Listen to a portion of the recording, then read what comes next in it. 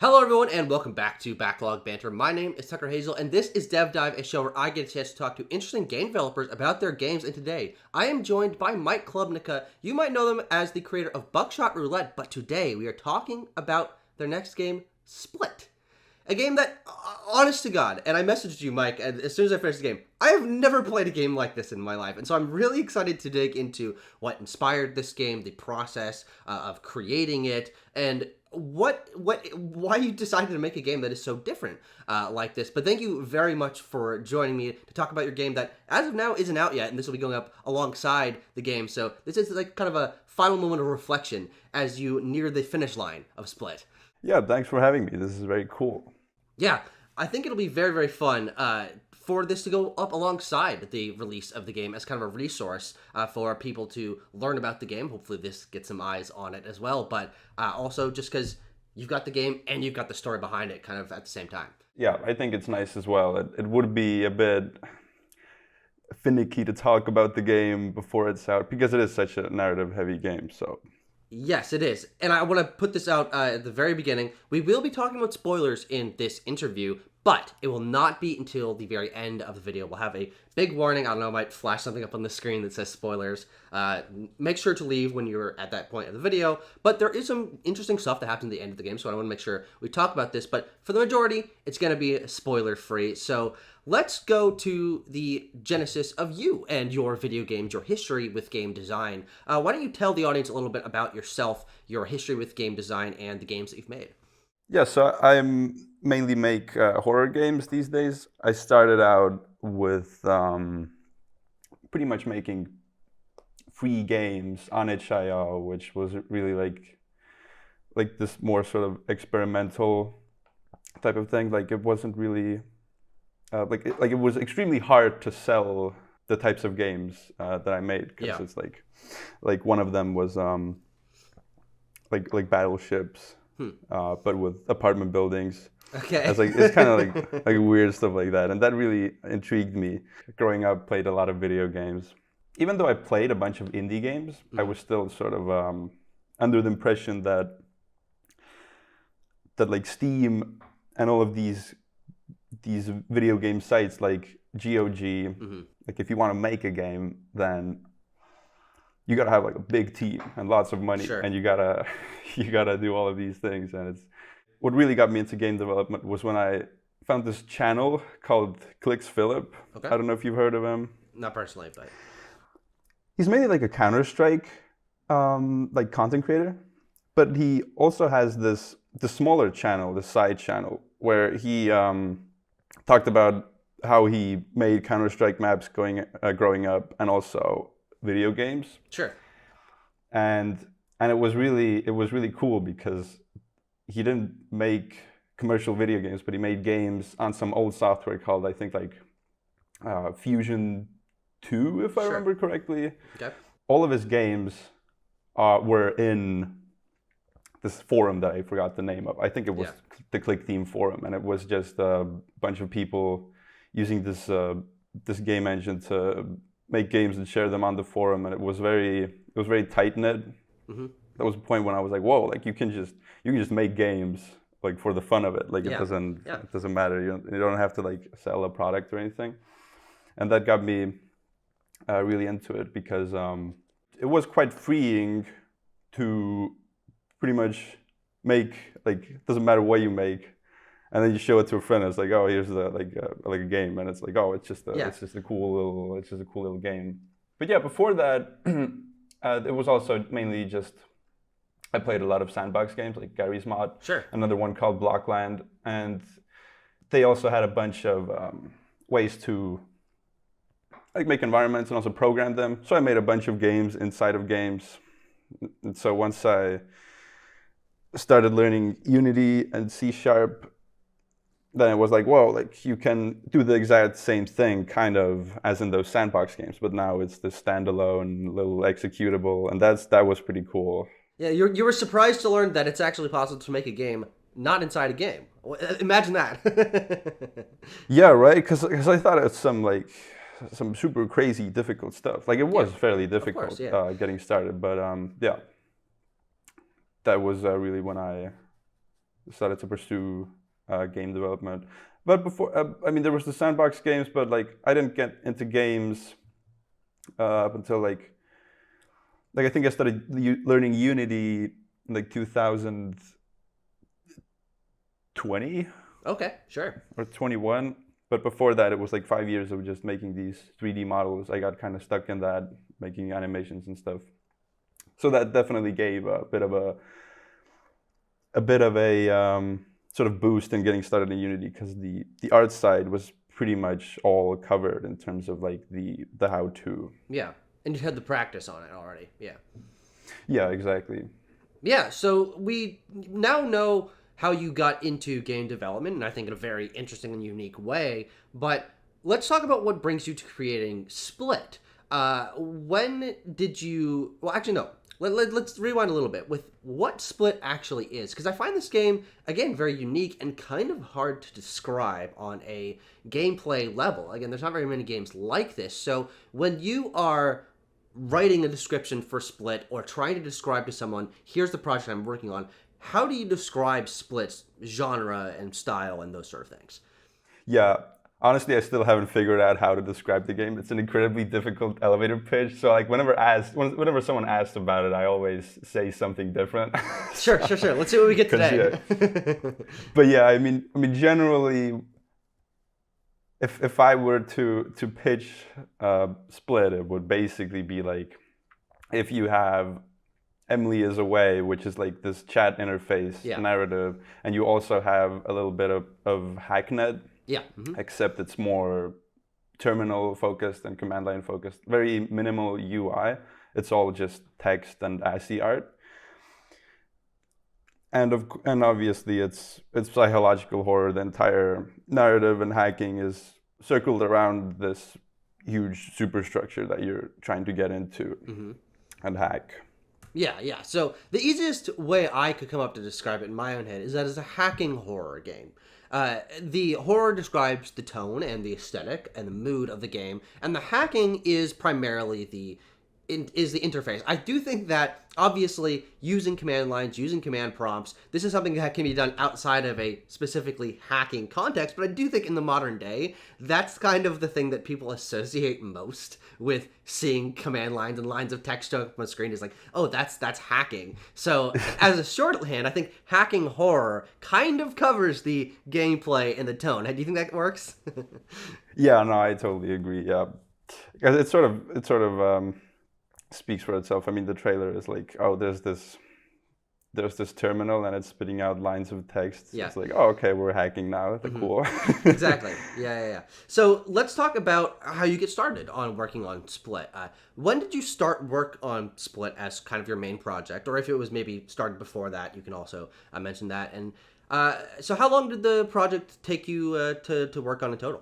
I started working on it in, actually, as early as like end of December last year. Okay, wow. But that was mainly just figuring out the environment art and sort of the mood, and obviously like some of the mechanics, but did a little bit of the environment art then. And I think in like mid-January I really started to focus more on it. And that was about I would say 4 months of development up until March. Then the project didn't work on it for a couple months. I think really? 2 months. Yeah, there was a little game jam. Oh, cool. Themed around I can't get out of my car. Like that was the theme. So me and a friend, we came up with this little car body horror game. And when the plan was to get it done in like a couple weeks. Fuse 240? Yeah, that's Fuse 240. Great. Yeah. And the idea was to get that game done in a couple weeks. Yeah. But then we ended up liking it so much that we worked on it for 2 months. Cool. And that was really fun. And then after that, it was back on S.P.L.I.T again for another couple of months. So I would say in total, active development of S.P.L.I.T is like 6 or 7 months with just 2 months in between for Fused. Yeah, cool. Okay, so quick turnaround on development. Obviously, it's a small scope project. Largely takes place in a single room. For my playtime, took me a little over an hour to complete it. So that lines up in terms of scope. But what about Split was kind of the original synthesis, the original idea for the game? Was it a mechanic? Was it a narrative concept? Do you remember what you came up with that ended up like, okay, I'm going to start work on this specific project? So really, the I'm trying to figure out how to say this without spoilers, Fair enough. but it And honestly, was if you want I to mean, circle back around on this question at the end, that is also fair as well.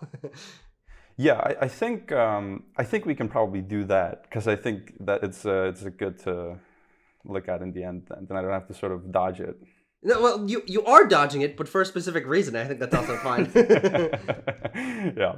All right, so moving on from that, what were your sort of design touchstones for Split? The game carries forward your sort of PS1 style aesthetic that I definitely wanted to get into a little bit later, but also, as we mentioned, it is this command prompt ASCII art, very old retro PC look and also gameplay, which is very unique. Again, not many people are using that as a design touchstone. So, do you have a history or a personal fascination with the kind of command prompt, command line, old PC interface? Do you have games that you might have played that are from that era? Things like that that you might have used as touchstones? The terminal stuff in the game is like somewhat related to Hacknet because I really like that game, and that game also has like some horror elements to it as well. Like there's this one part in the game where you hack into a guy's like the thing that keeps your heart beating in a hospital. Yeah, yeah. But other than that, the main inspirations have been like obviously Mr. Robot. Watched that a while ago. Hacking is cool. There's also a movie called Pi, and that one also has a really cool aesthetic. I feel like it's just like this raw hardware and like terminals and Yeah. there's wires everywhere and it's such a cool. It's so cool.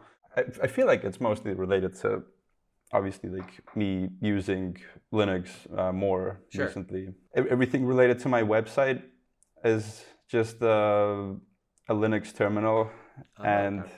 and so I messed around with that, and I was like, man, like this is pretty fun. Like maybe maybe it will be fun to do this for a game. Yeah. That's pretty much it, at least for the terminal input type of stuff. Sure. Other than that, it's in terms of games, yeah, it's Hacknet, and then Emily is Away. I really like, as well as like the terminal parts in Superhot. I think Sure. look Oh, really sure. Yeah. That's a good cool. Yeah, point. those are awesome. Yeah. Yeah, very cool. Let's get a little bit into the gameplay side and the design side of Split. The game at the very start has a pop-up that says, this game does not use the mouse. And I want to talk about that decision because I think it has interesting gameplay and design ramifications, but why/when did you end up making the decision to not use the mouse in the game? And now that you made that decision, what kind of design challenges that lead you to having to solve with not being able to use the mouse in the design of the game? Not using the mouse was a pretty big thing since the start. Like if you're using a terminal, then you don't really use your mouse. And the idea is that because of that, you don't even necessarily need like the hardware. And I think that's just like a cool hardware thing where it's like if you have a monitor and a keyboard, then like that's it. You don't need to use this mouse. Mm-hmm. And it was quite nice, I think, from the gameplay side as well. When you're panning around monitors and using the terminal, then you don't really have to take your hands off it. So I find it quite comfy. Sure. And one of the benefits of that, and this is what I sort of really liked in Buckshot as well, is just the fixed camera angles where like you don't move the camera around, but it just goes through these like set like rotations. Yeah. And you get to really do a bunch of environment art and lighting that is specific to those angles. Yeah, sure. Which makes it actually quite easier to make a scene look nicer because you don't have to worry about like the player just looks up and it's okay, well, there's nothing up there. Those are pretty fun. Obviously there's quite a few challenges without the mouse. Interacting with the environment is a bit more trickier, and there's not much of that in the game loop of the part, but obviously with the thought, sort of typing of the dead mechanic. Yeah. That sort of works in that way. But yeah, other than that, I think it's a quite fun little restriction. Yeah. No, I totally agree. And I actually think that the most interesting mechanics of the game come from not using the mouse. The first thing that kind of lit me up on like a design level, like, okay, that's really cool, is the rotate spine mechanic, which ostensibly is swapping between fixed camera angles. We've done this in other games, but the idea that you've kind of centered it around this quote unquote in-universe mechanic of your main character sitting at their desk and rotating themselves to face different angles, contextualizing fixed camera angles in that way, I think is really, really clever. And so what you do is you hold down the Alt key and then you press A and D while you're holding down Alt to switch between the camera angles. And it gives this sensation that your main character is then facing different monitors or different sections of their room. And so was that just a solution for the fixed camera angles, or what went into making that? And was that a challenge to ended up implementing? I don't remember it being really a big deal to figure out in the beginning, because the game has a very lo-fi look, and there's terminals that are also low resolution. While the game is low resolution, you really have to get close to actually read what's going on. So it was like, okay, like there has to be a way to navigate the monitors, and I guess it just ended up working quite well. There were some issues with controls related to that. I think that was one of the harder parts to figure out, because I think originally it was like, oh, do you toggle the view selection, or do you hold down? And what key do you use to actually go back? Because I think originally it ended up being tab. Okay. So you would press tab to toggle it, but then you work on the terminal and you realize, oh, like you're probably going to use tab in the terminal. Yeah. So then that conflicts. So there were issues like that, but generally it worked quite well out of the box.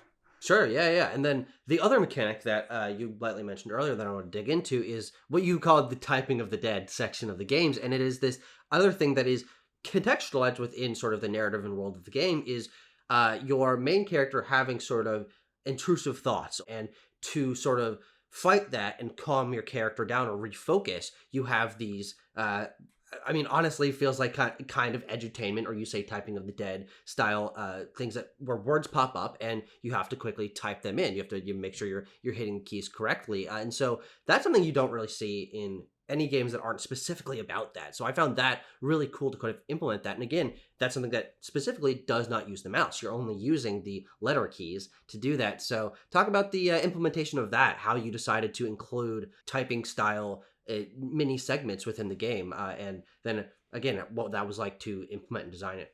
Yeah, that was sort of a solution for interacting with the environment where there wasn't like a clear keyboard input. So like obviously like one part of the game you open a briefcase, and at that point I was like, well, it would be cool if you have to use the keyboard to type on the latches, and then later, like that worked pretty well, but then later it sort of became this like almost like narrative tool, I guess, to like describe what the pro tag is thinking about, and I found that actually quite fun.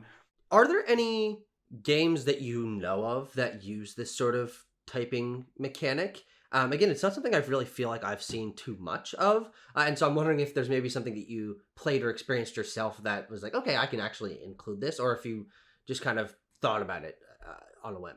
Typing of the dead is one of the main things. I can't actually think of any other games that have used it that much. Yeah, sure. I only remember playing mouthwashing, and like they obviously don't have the typing of the dead mechanic, but they have these certain shots where there's just this text on the screen next to this sort of cool angle, and it's like, oh, like that looks pretty cool. Like, yeah, I like the mechanics of it, but I also like how it looks. Sure. Like framing the text next to these different shots. That was quite fun.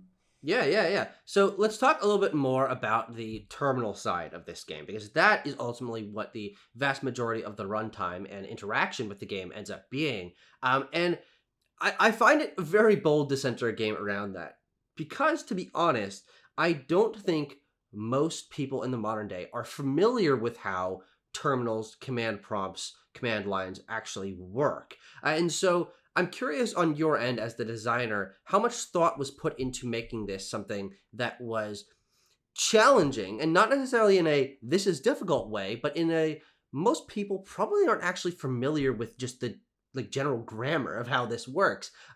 Because I have to say, I was a little bit daunted by it at first. The only reason I was able to frankly even get through this game is because I had taught myself how to use DOSBox a few years ago in order to load up DOS ROMs, and you have to make sure that you're loading the right drive and loading that file through text, and then able to end up loading the game through that way. But if I hadn't done that, I don't think I would have understood how to interact with this game at all. And so, on the design side, what do you think about sort of the inherent challenge because of unfamiliarity that some people might have a difficult time actually even understanding what's going on in Split? It's quite a difficult challenge. Even with playtests, it's all over the place. Mm-hmm. I think at this point I've ran like 12 playtests, Sure. both with people that have never touched a terminal before, and then developers that use it every day for like Git and whatever. And yeah, I mean, some people I let them try it out, and they're like, they just beat it. They give me feedback, and that's it. And other people message me like, oh, like I'm stuck at this part. Yeah. Mostly there were trends and people getting stuck between puzzles. Sure. Mm-hmm. And that was like, okay, like that's not a terminal related like issue. It's just the puzzle itself. Mm-hmm. But other times it was just people did not know how to use a terminal, because I feel like the game, it has some pointers on how to use terminals, obviously, like as much as actual terminals do. Like sure. if you type a wrong command, it's like, oh, like you did it wrong, but did you mean this or whatever, and then you can do help for commands. But True. Yeah. But obviously, like it doesn't explain concepts like file navigation, which like is quite easy. But if you don't understand that it's a tree of files that you go into and navigate, then it's like, then at that point it's unlikely that you will beat the game. And I mean that's quite challenging. Yeah, my sort of thinking is that it's probably fine. Sure. Like I remember when I played Silent Hill for the first time, there was this one puzzle. I don't remember which puzzle it was, but I was like, what? Like I couldn't figure it out. And it's like, well, I just opened a guide. And obviously that's like that's a cop-out. If the game is inherently unbeatable because you don't understand a concept, then I guess that does mean that the design is flawed, but I wouldn't really know how to really circumnavigate that without holding the player's hand the entire time. Yeah. So it's a bit tricky in that sense. Because this is what I found so fascinating about it. As I sort of realized the grammar within the game, that the terminal grammar that the game was working with, and then again how my very, very intro base level knowledge that I had through using DOSBox was what was able to push me through it. Is you use the word puzzle to describe kind of the interactions with the terminal, but ultimately, if you know how terminal navigation works, it's just navigating the terminal. It's not really a puzzle. It's just like, oh, okay, you got to go to this file and you got to find this answer. And that's not necessarily a bad thing, but it ends up becoming a puzzle because people aren't necessarily familiar with it. And so from my side, I think I had the perfect amount of knowledge to be able to enjoy this game. I was able to get through it. I felt like I kind of got stuck at some moments, but again, I'm playing this pre-release. There's no guides. I didn't want to like go to your DM and ask you how to get through the puzzle. I almost did, but I didn't. And so I was able to get through it in a reasonable amount of time. It was just challenging enough because of the knowledge that I had, but I'm curious if there were any ways that you designed the game to introduce people to it, because I get the idea that you don't want to handhold, but also I do feel like maybe there might have been some like kind of early game things that, especially like on the chat side of the characters, maybe giving you a little bit of hints of like, okay, here's maybe where you should go. Here's what you should do. That might be a little bit of light hand holding for kind of tutorial side, I guess, to introduce players to how exactly they should be approaching this interaction. Yeah. So the pre-release build it has quite a bit more hand holding than what it did before. Originally, the player got very few pointers from the narrative and how to solve the problems.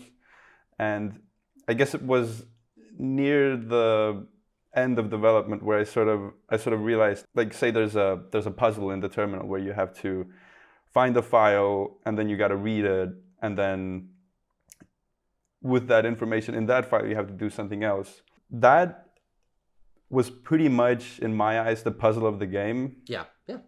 But really, what ended up being the trickier part for players wasn't figuring out what the file content means and how to use it somewhere else. It was how do I open this file, how do I read it, and how do I go back to that other place, and how do I input it.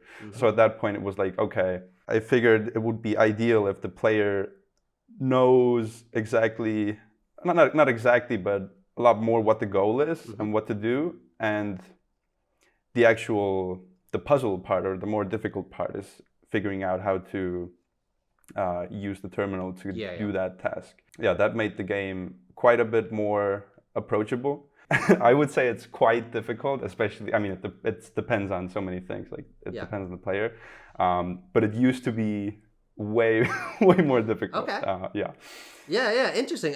And I'm curious then to kind of expand this out again. At the time of recording, the game is not out yet. You said you've done some playtests. Obviously, I've played through the game. But I'm curious what you think the response will be to this game, because it is very inherently niche. Not only because traditionally the kinds of games that you release, you're not trying to make this for a mass audience, and I think that's totally fine. But on a systems level, on a gameplay level, there's not a lot of games like this. And I wonder if you think that people will be intrigued by it, or if you think it'll kind of be a divisive factor to make a game that is this mechanically unique within the modern context. Yeah, it's quite a niche game, and like, going into it, there was like a fair bit of skepticism on my end, because obviously the previous bigger title was Buckshot Roulette, and then when I started making S.P.L.I.T, it was like I really like the mood of the game and the mechanics, but like, if we're speaking like in corporate mode, then obviously it's kind of a big question mark to have a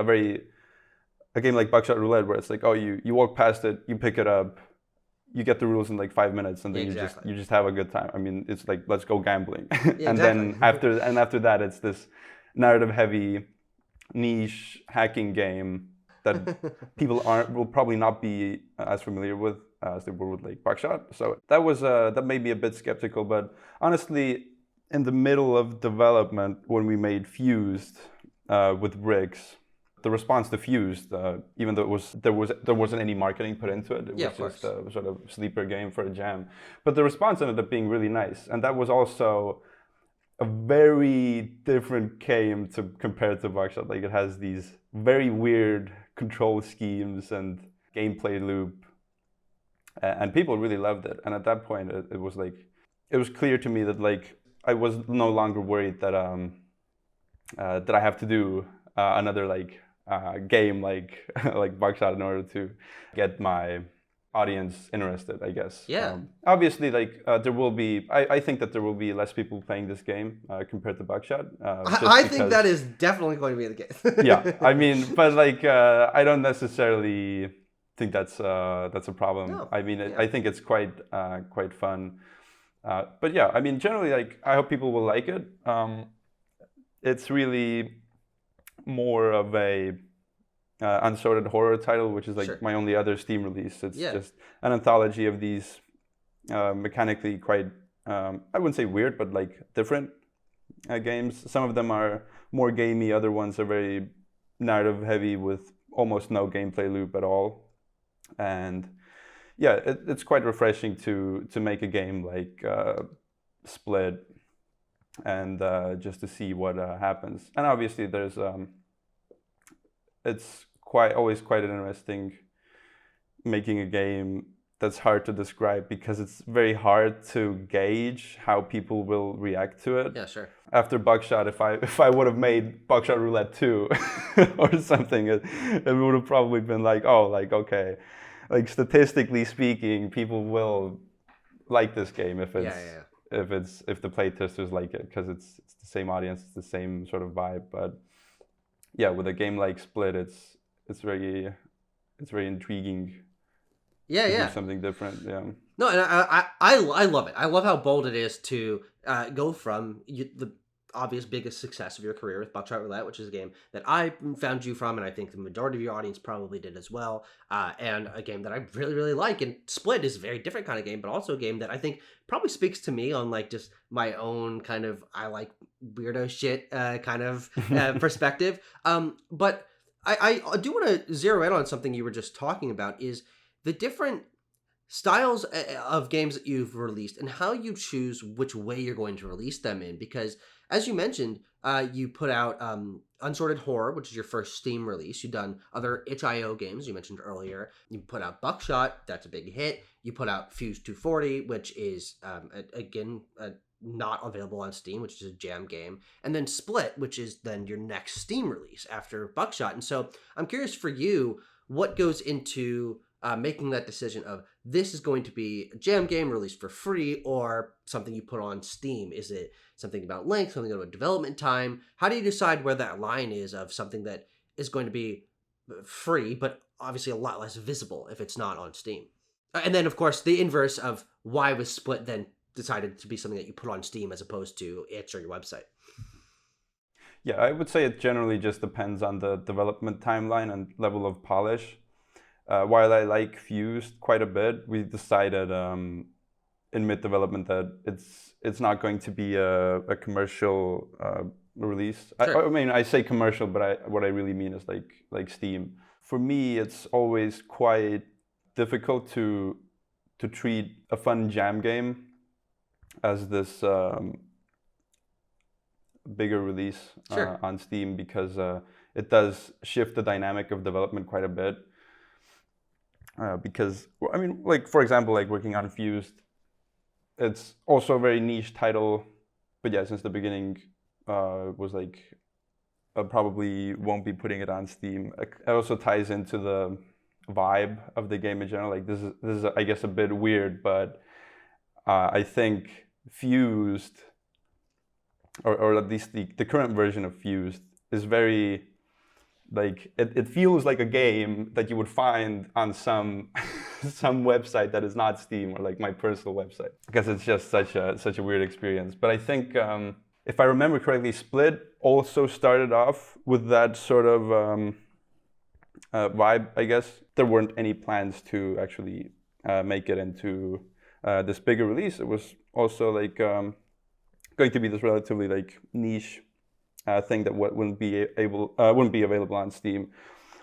But then once I started to write music for it and really hone down all the animations and sound design and game loop and narrative, I realized with the level of polish it just pretty much deserves a Steam release. So that's sort of the way I approach it. A fun thing to mention in the interview maybe is that for Fused 240, there will more than likely be a Steam release as well, Okay. where Yeah. we're pretty much going to be taking Fused and adding a bit more polish to it, Sure. as well as some more scenes, and then Yeah. that will be its the lone Steam release as well. Insider knowledge. I love that. Yeah.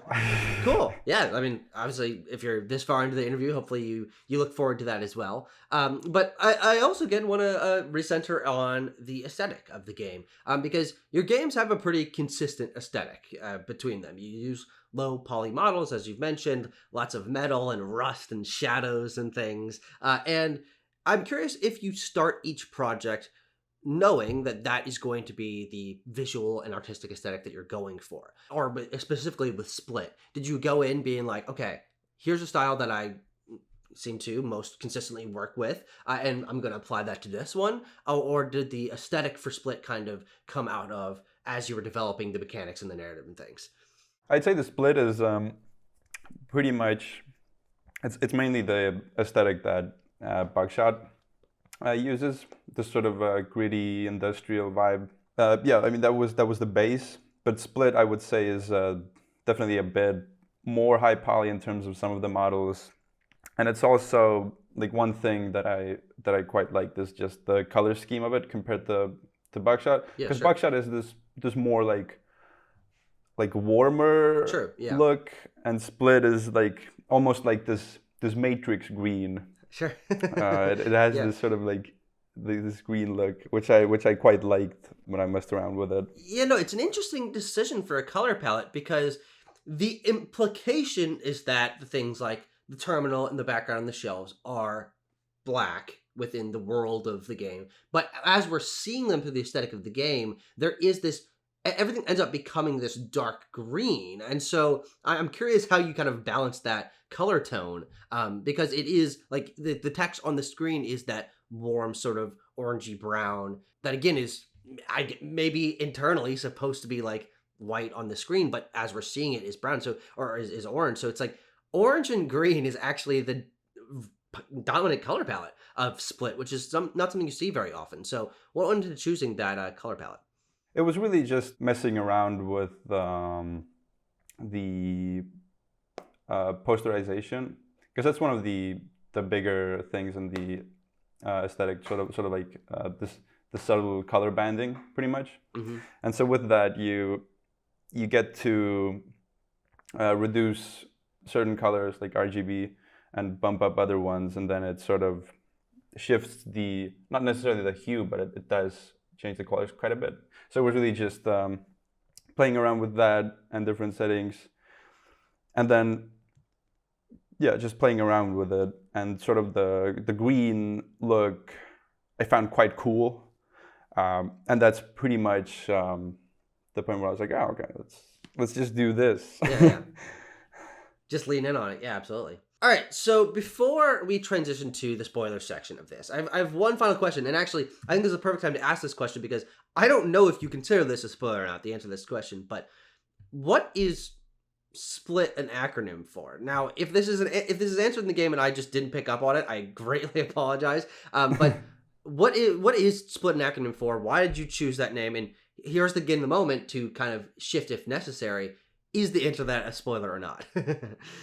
Yes, the answer is definitely a spoiler. Okay, great. So, spoilers. Get out of here if you haven't played the game. Of course, here's the time I'll do this. The link to play and buy Split will be in the description to buy it on Steam. So leave if you have not played the game. I do think the game on a narrative level and having some twists and turns is very much worth experiencing on your own without knowing anything about it. So genuinely, please leave if you haven't played the game yet. But all right, spoiler time. What is the answer to that question about the name and acronym of Split? Yeah, so Split stands for self-perpetuating lobotomy-induced trust. That's the acronym. Yeah. Okay, all right. That's a crazy acronym. Did the acronym come first, or did you have to like retrofit the acronym to these words? How did that work? Ooh, it was a bit tricky because I think originally it was called Slit without the P, and then there were some other ones. But yeah, it ended up being Split. I guess really just to make the acronym make sense, it has to have lobotomy and self and trust. So it was like, okay, like what word works best? Oh, I see. Yeah, okay. So let's get into the spoilers. So the narrative of this game on the broad strokes, and I want you definitely to dig into some more specifics because you're more familiar with it than I am, is that you as the protagonist and a couple of your hacker accomplices are trying to shut down this facility that is, it's a prison of some sort that is this mysterious facility with a centrifuge, and you're trying to shut it down without getting caught and ideally escape with your lives. And where the game ends up going is that you ultimately end up failing your goal. The hacking process goes through, and then the system catches it, and then they send the soldiers or the police or whatever after you, the guards, I guess. And at least in the ending that I got, and I want you to talk about the multiple ending of this game, because there are, I believe, two. My character ended up killing themselves. They wanted to hang themselves with a noose. That was not available as an option because their brain was still going to be alive and accessible, so they needed to end up damaging the brain, which is the lobotomy part that you mentioned. And so your character drives a screwdriver through their own head.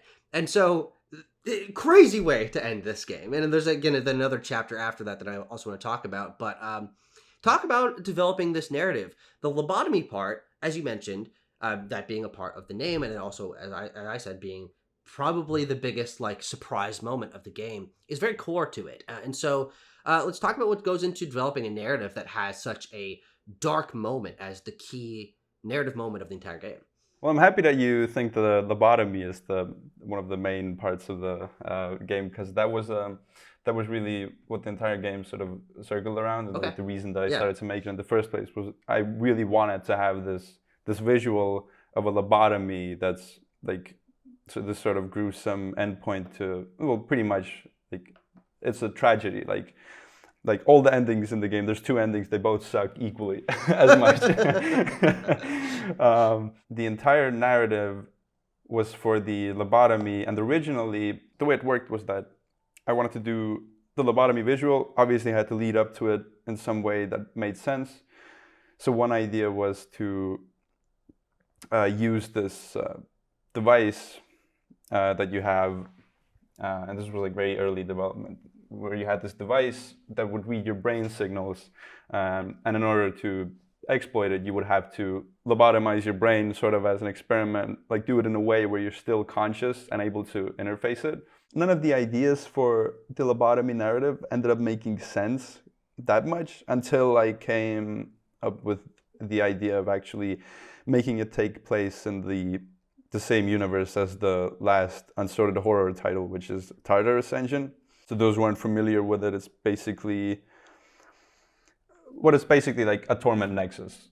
So there are inmates in the facility, and their brains get hooked up to this interface where they go through infinite torture. Like that's the whole point. And so it's for propaganda, and it's for interrogations, and it's also just like a means of punishment. Making S.P.L.I.T in the same universe as that made quite a bit sense, because then there was a reason for the lobotomy to actually take place in a way where it mattered, and it also tied the entire thing together with the art style still revolving around this hardware that is like recognizable but also kind of weird. Like when you open up the briefcase, it's like, well, what is this? Is this like a bomb? Like apparently it's this field kit, and it's like, okay, like, so it's sort of this sci-fi aesthetic which worked well, and so that was really the driving point for the lobotomy, and also the twist as well near the end of the game where you have a noose, but then you find out that the noose doesn't work, and then you're sort of clambering around trying to figure out how to cripple your brain. Yeah, exactly. When there are really no methods apart from a lobotomy. So it's really sort of this vibe of like desperation that I really quite liked for this narrative. Yeah. I mean, totally fascinating and very distinct. And then that leads into the last actual section of the game, which is the at least for the ending that I got. And admittedly, I did not go get the second ending, so I actually don't know what happens in it. And you can talk about it if you want. Spoil it for me. That's totally fine. But where the guards show up to try to capture you, and when they realize that your brain has been crippled, and that implies to them that you're working with someone else, and that they've essentially failed their job, and that they are going to get tortured if their brains are still around, they end up killing themselves as well. And again, another layer of tragedy to this, another layer of dystopian horror to this whole thing. But then on top of that, another thing that changes this last section is this is the first part of the game with voice acting. The guard characters are voice acted, and I think actually very, very well. And so I'm curious, not only the narrative thrust of then extending that farther, you can talk about the second ending if you want, but then after that, I want to get into the process of doing voice acting and what that was like for you. And not that you were the voice actor, but working with voice actors. The truck driving scene was also like a pretty big part for me, because I didn't want to end the game at the lobotomy, because that was originally the plan, but it sort of felt like there was no real conclusion that much. So that was quite fun, but mainly like Split in general, I think ties pretty well with the Tartarus engine, because pretty much Tartarus engine takes place inside the facility, so you get to see what it's like and all that. But what Split does is it basically explores more about like the people working in the facility and how people perceive it, and more of this like this military discipline that is related to like upkeep and making sure that nobody leaves. And like there are hints in the truck scene that like the ending that you got, they're like, oh, like we can make it to the coast. So there's like this small implication that the entire thing is like probably on some island as well. So yeah, the first ending ends with the lobotomy, and the guards or the facility personnel people, they're probably going to be interrogated, so they also figure out a way to cripple their brains. But in the second ending, what ends up happening is that you end up hanging yourself, and then for the security dudes, it's just like another Tuesday or whatever. Like they basically use this head collection device. So they put your head in it and they close the latch, and then there's this terrible drilling noise, and then in the next shot they have your head is decapitated, and they basically take your head to the facility, and then they pretty much explain that there's insiders and that they didn't figure out the failsafe for the centrifuge, so the hack didn't even work, and then they're gonna find out who the insiders are, and the whole thing is pretty much over. So I mean, yeah, both endings kind of suck. I guess the lobotomy ending is quite a bit better, because Sarah and Victor are fine. They'll probably figure out like a new exploit, maybe. Yeah, that's the happy ending. Yeah, that's the happy ending. But yeah. Okay, cool. So yeah, then talk about the voice acting of the end of this end of the game with the prison personnel. What inspired you to have voice acting? And now, admittedly, I'm not familiar with all of your games, so I don't know if you've used voice acting before. But to have voice acting sort of show up late in the experience, I thought was a very interesting narrative decision. So what was that like, kind of implementing it in the game, and then working with the voice actors to end up having that in the game? Pretty much everything after the lobotomy in my head was going to be dialogue, either between Sarah and Victor after Axel dies. But then I thought it would be interesting to have security personnel. But in any case, it was going to be dialogue. Cool. Voice acting just made sense. It was my first time working with professional voice actors. That's not really a thing in any of my games. I've had voice acting here and there for a couple of lines, but those are really just like one-offs recorded with friends. Yeah. But yeah, having this entire cutscene with voice actors sort of made sense, especially with the entire truck driving scene and security personnel sort of models and the artwork. It made sense to sort of take it up a notch even higher, just by going the extra mile of getting voice actors on board and doing dialogue. Cool, yeah, and I thought it did, again, add a extra level of narrative thrust to the end of like, oh, this is kind of a surprise. And also it does contextually make sense, because your character is by themselves in this really small kind of shack, and the only characters you're interacting with are through text, so it does make sense that there wouldn't be any conversation or spoken dialogue happening up to that point in the game. I really wanted to show the facility dudes as well, because it's sort of like the entire, not the entire game, but like a large part of the narrative is like, oh, like the trucks are coming, there's this big facility, there's a lot of security, and like it's this huge thing. So I felt it would be, I guess, in a way, sort of rewarding when they're talking about the trucks and the convoys, and then you actually get to see what they're like and what the personality is like and all the hardware that they have. Yeah, definitely. So the final thing that I want to talk about is just the general themes of this game. The themes of fear and dystopia and the overbearing prisons and torture, and then, of course, suicide as the ultimate thrust of the narrative at the end. And so What inspires you to have such dark themes be covered in your games? And what do you see as kind of the importance of using video games and interactive medium to explore such dark, heavy topics? It's not something that many games really deal with. I mean, a very, very small minority of games even dare to touch these kind of things. But I think it's interesting that your games have this sort of dark narrative through line of being able to explore these topics. So, what makes you want to have your games include such dark themes? I guess I've always been pretty interested in these sort of heavier topics and how they make you feel in media. Because before I started making games, I was reading quite a bit of science fiction horror that was more like psychological. Okay, cool. And so there weren't really any monsters or scary figures. It was really just like sort of concepts related to time dilation and just how it messes with your mind. Yeah. So I've always found it quite inspiring, just with like the feeling of dread that you get with that type of media. In terms of like suicide, it's quite a bit of a touchy topic. There are quite a few games that I found very inspiring. Like there's this game called Shoot Yourself with a Rifle, and it's also this. It's very bleak. It's pretty much just a tragedy, and for some reason, those types of games are always very memorable. That's mainly why I've also found it, inspired me to also sort of explore those topics as well. Yeah. All right. Well, I think we have covered things pretty thoroughly.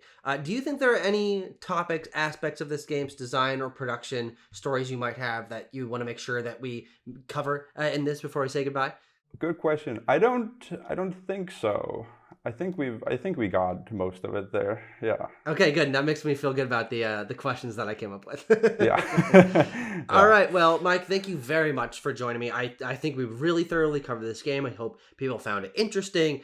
Whether you stayed for spoilers or not. Oh, I mean, if you're hearing this, you stayed for spoilers. Thank you very much for joining me. Thanks for making Split, again, a game that I enjoyed. I never played anything like it. And I'm excited for people to get their hands on it and have some conversation about these themes and the new unique mechanics. And I just can't wait to see how people respond to a game that is, again, about these topics, but also is about using command prompts on a terminal. It's something that people aren't familiar with. I think it's going to cause some interesting conversation to happen. So thank you very much. Yeah, thanks for having me. This was quite a bit of fun. Yeah. All right. And for everyone else, I will see you in another interview in the future.